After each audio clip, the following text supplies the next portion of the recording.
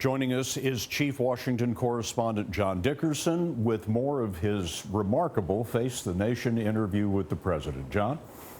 Scott, after our sit-down interview, I spoke to President Trump in the Oval Office about the weight of the decisions he has to make as president and whether he has turned to President Obama for counsel, as he once said he might. George W. Bush said the reason the Oval Office is around is there are no corners you can hide in. Well, there's truth to that.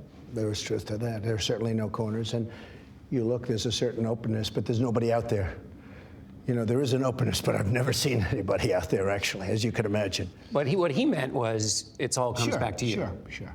It does. But I think that's true anyway, but it does. There's no question. When did that hit you, that you're the magnitude of the office and that idea that you were, regardless of what happened, your name, the buck stopped with you? It's the bigness of the office. It's the bigness of the transactions. It's the bigness of the deals.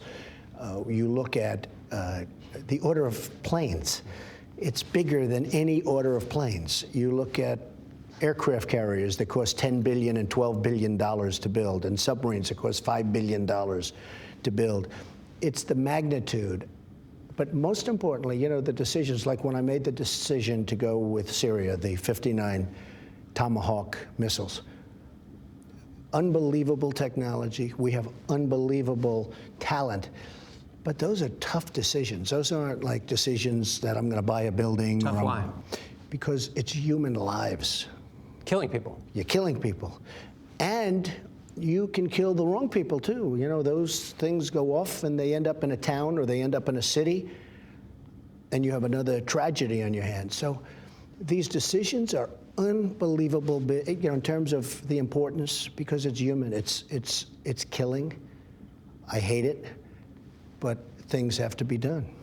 How do you learn that skill? Who do you call to say what's it like? There's nobody you can call. Did President Obama give you any advice that was helpful? That you think, wow, he really was very nice to me, but after that, we've had some difficulties. So it doesn't matter. You know, words are less important to me than deeds. And you saw what happened with surveillance, and everybody saw what happened with surveillance. Difficulties how? I thought that, well, you saw what happened with surveillance, and I think that was inappropriate. What does that mean, sir? You can figure that out yourself. Well, the reason I asked is you said you called him sick and bad. Look, you can figure it out yourself. He was very nice to me with words, and when I was with him, but after that, there has been no relationship. But you stand by that claim about him? I don't stand by anything. I just, you can take it the way you want. I think our side's been proven very strongly, and everybody's talking about it, and frankly, it should be discussed. I think that is a very big surveillance of our citizens. I think that's a very big topic, and it's a topic that should be number one, and we should find out what the hell is going on. I just wanted to find out, though, you're the president of the United States. You said he was sick and bad because he had tapped you. You can take you can take it any way you want. But I'm asking you, because you don't want it to be fake news. I want to hear it from President Trump. You don't have to ask me. Why not? Because I have my own opinions. You can have your own opinions. But I want to know your opinions. You're the president of the United States. It's enough. Thank you. Thank you very much.